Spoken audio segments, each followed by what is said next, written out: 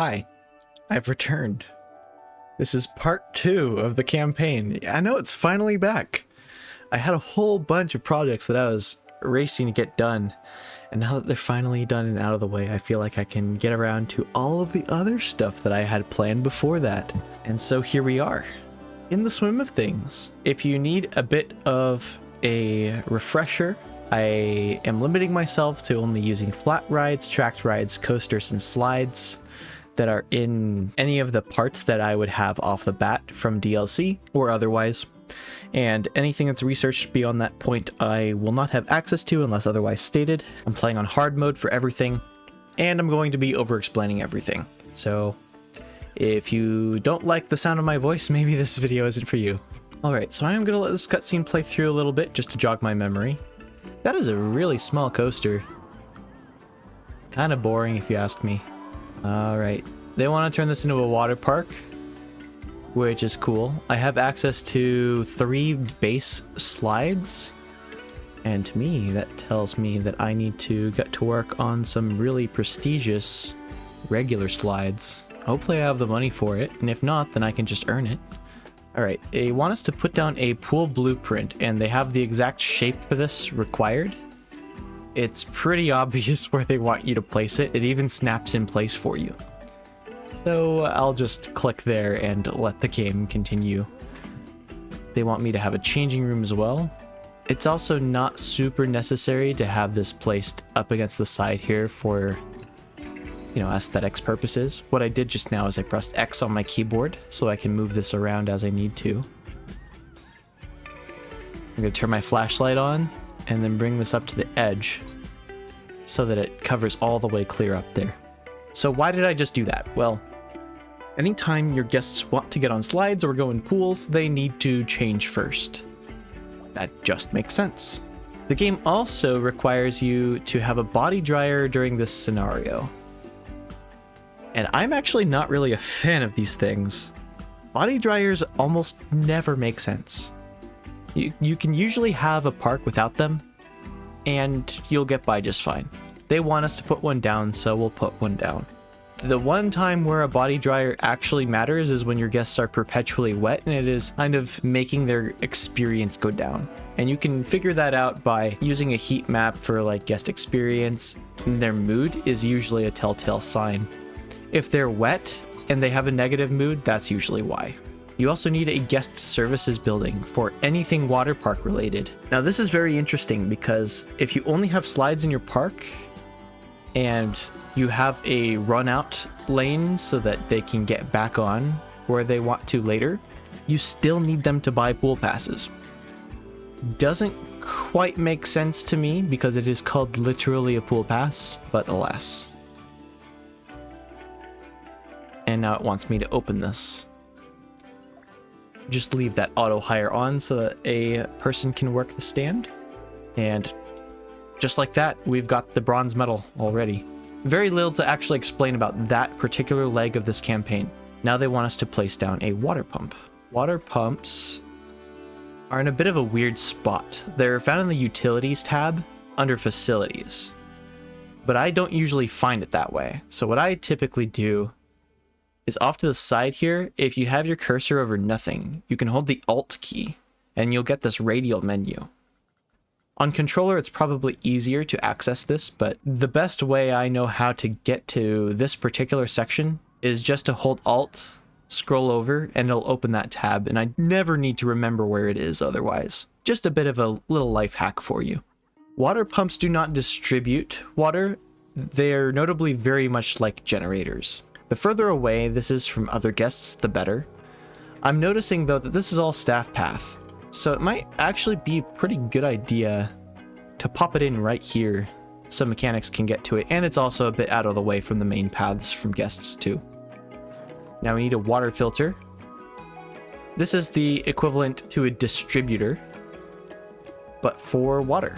And if you listen carefully, it sloshes around water too. Now, all we need to do is connect these two. I will note something very important that you might want to know for the future. You almost never need water pumps. This will almost always be all of the water that you need in a park. just connect up to the main gates if you possibly can. And if you can't, you can always hide gates underground and just place new ones. You'll be buying water outright, but it will cause you significantly less stress and mechanics having to fix pumps and keep that infrastructure up constantly. Now the game is suggesting we place sun loungers. This is good for optics' sake, but this is a really bad play if you want to specifically make money. We're just going to place a couple down and then 2 ladders.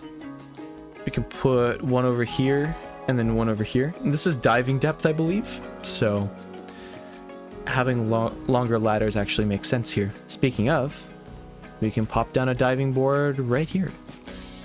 There's a little blurb about pool extras, but really it's just a convoluted tab showing you different types of scenery you can put around pools that guests will interact with. The ladders are not necessarily required, but they will stop guests from spontaneously going in random directions out of the pool, and it will encourage them to go a specific direction out instead. This is the pool safety tab, and there is a reason for it. Anytime you have a pool, you need to have lifeguards at it, or else guests will panic and that can cause them to leave the park prematurely. If you hadn't noticed, pools are quite the handful. And in fact, I'm gonna place 2 of them because 2 lifeguards, that is. Specifically because this pool is so big, it can benefit from having 2. If you can, I'd get a longer or taller lifeguard chair so that the coverage is significantly larger. Essentially, what panicking is guests will get in a panicking state, and that causes like a quick time event almost for the lifeguard to go and save them, quote unquote. But really, this is just causing them to calm down and stay in the park for longer. If you get enough panicking guests in your park that aren't being tended to, then your park rating overall can go down, and that can limit your total guest cap, which obviously can be a bad thing if you really want to be growing. But on the flip side, if you're already making a significant amount of money, then there's no real issue here. And that was the silver objective. Again, very simple. Now they want us to build a pool all for ourselves. It looks like they're almost suggesting that we fill in this space specifically. Now we have a couple of different ways that we can build this. We'll keep it straight though.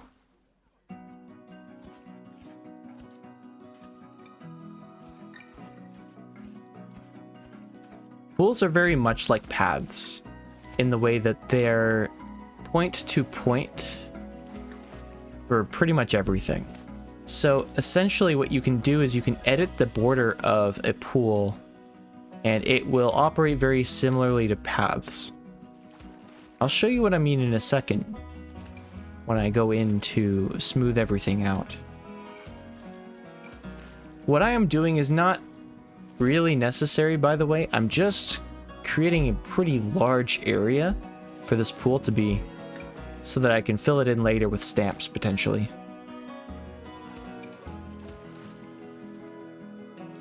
Now I'm going to take the rounding tool and try this corner.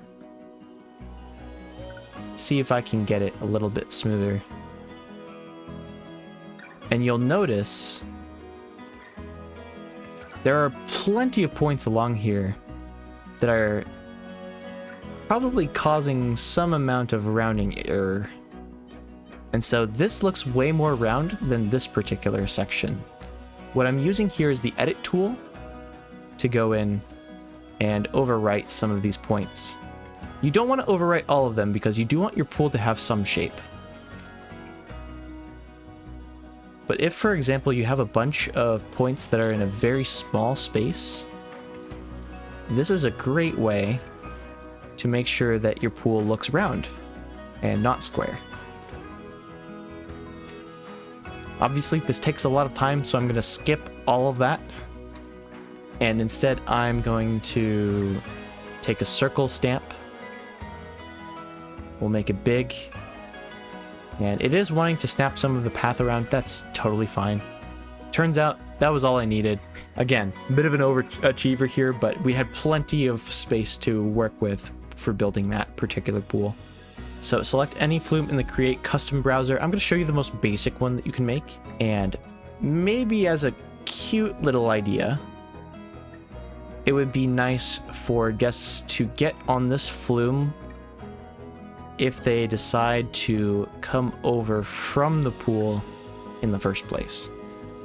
So I'll set a snapping to like 4 meters. And it'll go up here. Maybe I'll start it here as an idea. And we'll just keep it basic. Place down a normal one. And this doesn't have to be anything fancy. Well, we'll have a large section. And then a long dive out, just like this. Bring it up to the end. And have it actually end here. And I don't quite like how that currently looks. So we're going to take this whole Flume platform. And I use the X key so that I could put it on advanced move. And I'm going to dig it into the ground a little bit and fine tune where it's positioned so that it actually looks like it belongs here. The game is going to want us to put a stairway probably around. You can choose which place to put it on as long as it's not facing the slide. That's fine. That's a pretty decent prestige number for such a short slide, so I think we'll leave that open. And that's pretty much objective 1 done.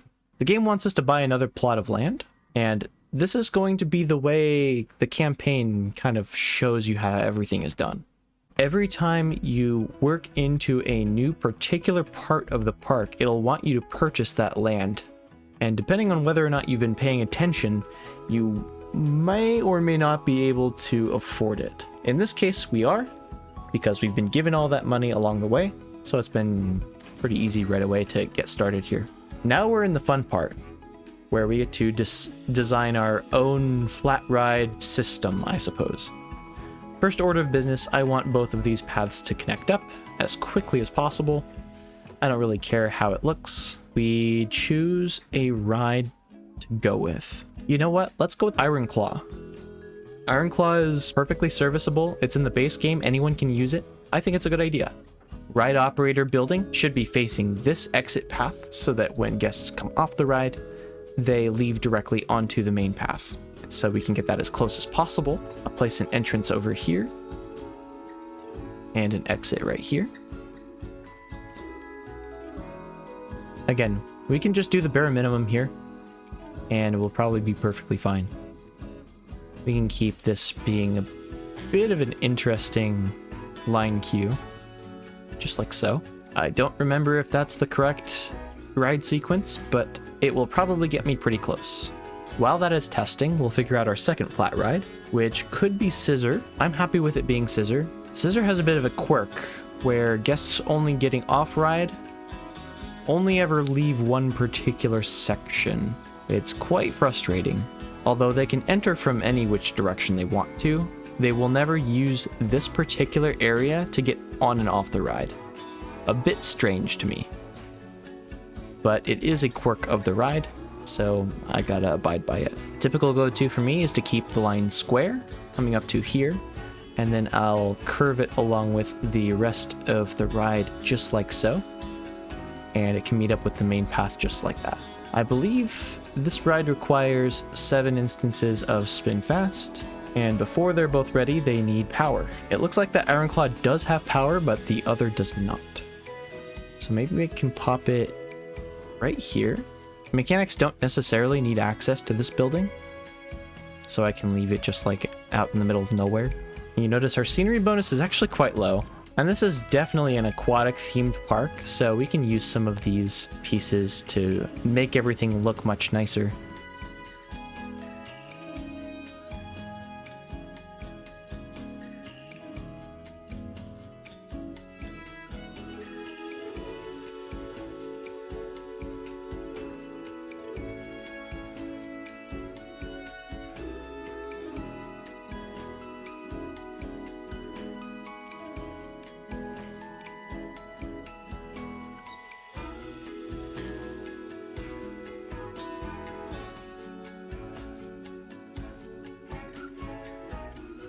A new coaster with a length of at least 300. What coasters do I have available to me? I see inverting suspended here on the list, so I'm tempted to try that out. It's the cheapest that we have available to us, and it's also something that I want to get a little bit more familiar with over time.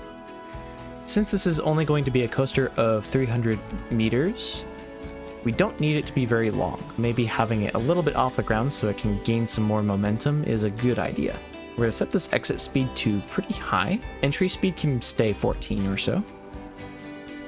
This is just going to be a proof of concept to show you what's possible and what I typically like to do. Again, you can test while you're working on coasters. That helps you see what is going to be necessary as you're working on this and how much speed you'll have going into certain elements.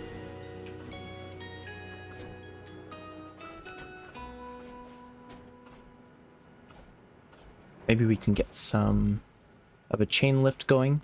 There is no reason not to have 22.5 kilometers per hour as your chain lift, for the simple fact that you shouldn't have to care about any of that realism stuff when it comes to campaign. If you're talking sandbox, then that might be a different issue. We're going to keep this relatively tight. Maybe give it more of an incline. We've got plenty of room to build this coaster, I believe.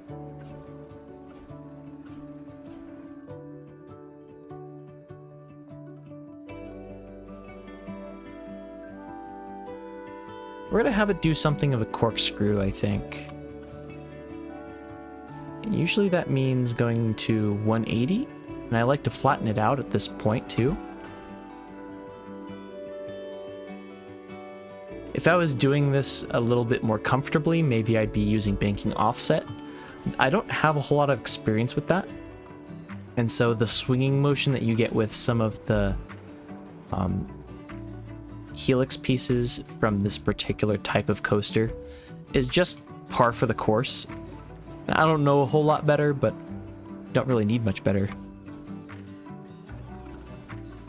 I think right here I'll go into a bit of a dip, then back up a bit. Again, just making micro adjustments. Everything will come out in smoothing later. I appear to have gotten an objective on the side. I don't know what it was, but I'm happy to have it. I assume it may have been a park rating adjustment. And we're going to pull it in and up for the brake run at the very end.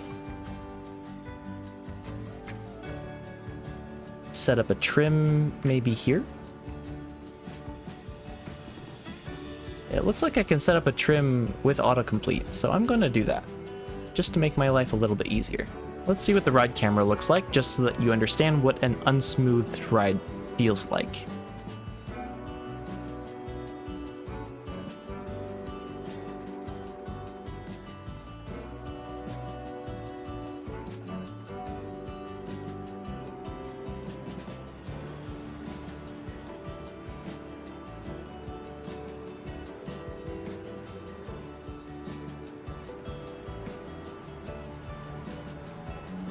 Could be way better, huh? But this is also the most rough it's going to be. So what I like to do, and this is something I put out in my most recent video too, is I'll do a smoothing pass of 3 sections forward at a smooth strength of 10, and I just smooth everything out at once. I'll smooth backwards at the same length, and then I'll smooth forwards again with a length of 4, and that usually gets everything out the way I want it to be. This is also going to smooth out perhaps banks and edges that I would want to keep the same way, but I can fine-tune that stuff later if I really want to. I don't think that's super necessary for this particular coaster. Worth noting, you cannot smooth out anything you have a trim or drive tires on. Just very important to keep in mind. Once you have those set in place, they kind of stay there and cannot be smoothed from that point onward, which can be problematic if you're smoothing something out and you get to that point and it feels like it's super rigid all of a sudden. It's because that particular part actually can't receive the same treatment as all the other track that you're working on. Just to make this ride a little bit more comfortable, I'm noticing that after smoothing, that doesn't look very comfortable to me. So we're going to bank it in post. And I might even take this whole thing and kick it out a little bit. And then smooth out this section so that it kind of flows into that corkscrew much better. And now from the top, I'm going to take a bit wider of a section, and then we'll go forwards and backwards with it, just like before. A lot of this is just intuition talking, so once you've made enough coasters, you'll get the hang of what feels like it is and is not a very smooth ride. Let's give this a try now. Because I just banked that particular section, it might not feel very smooth. But we'll have a good idea of what this would look like in a final product.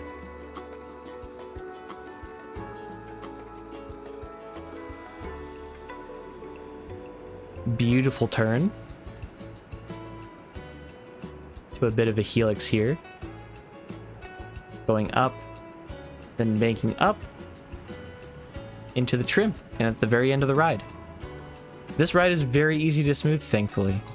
It does have a length of 300 meters. In fact, let's check what it actually has.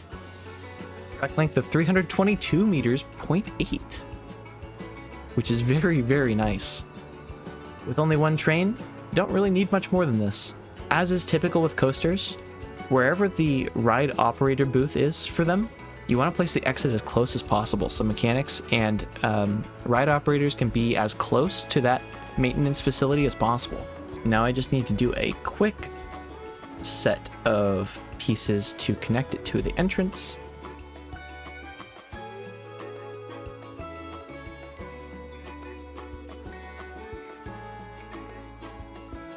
And just for peace of mind, I'm gonna give myself some supports here. And just like that, there we go. It has no exit yet, but we can change that. Typically with all rides, you want to have a landing and then a bench right outside, at least one. One or two are good. And this goes for pretty much any ride. We'll go for the aquatic bench and we'll place two of them so that when people get off the ride, they can rejuvenate their strength, as it were. Alrighty. Next, we need another pool, period. It doesn't need to have the 600 prestige necessary because we already have one over here that has that amount. And so what we can actually do, if we're being pedantic about this, is we can take a pool stamp and pop it down somewhere right in the middle here. There, done. No problem here. Build 2 new flumes is our next achievement we're going for here. I'm going to show you what the other two types that we have at base are when it comes to having different flume variants. Let's just start with that. Let's try not to bring this down to that guest's head so quickly. And we'll leave this actually open just a little bit. He is walking in circles. Do be aware that if you have tendency to hate when textures do this, you might not like these transparent pipes very much. I'm using them as a proof of concept. They're a little bit different from the regular slides that I've already been using. And so this is more or less just to break up the monotony. We'll give it a quick test. Because it's all part of the same platform, we're using the same ride operator for this whole thing. And there we go. Our second flume is ready. And the third one, we can basically just copy over the same exact type of idea as the first one. Where we come into a slant like this, and then a longer run out. And we can fine tune this too, as we see a need to. Give it a test real quick. Well, I was gonna open it, but the game considered me done already. Oh, very, very simple scenario, all things considered. What did we learn from the scenario? We learned that pools are very similar to paths. If you want to edit a pool shape, it's very simple to do so. You'll very rarely need pools, so I would recommend if you do need a pool, just use one of the in-game base ones. And also, it's possible to do the bare minimum and get away with it in campaign. And if you have plans to do something significantly larger and the game counts some of what you have done as good enough at a certain point, just call it there. Don't waste your time. A little stamp like this can be enough.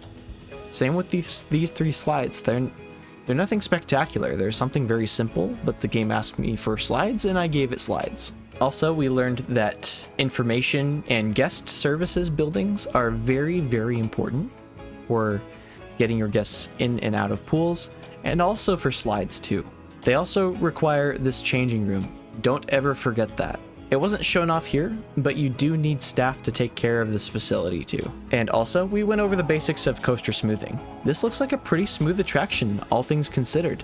I would actually kind of want to go on this in real life too. Well, if you're lazy, maybe in the comments you can let me know and I can blueprint this particular ride and I can send it over for you to add into your own park. But with that all said, that is it for this particular part of scenario coverage for the campaign. If there was any way that maybe you didn't get information that you were looking for here, let me know how I can help. I always try to do my best with these types of videos to help people out the way that Planet Coaster is not. Have a good one. That's an order. Follow a good soldier. I'll see you around hopefully again real soon for part 3.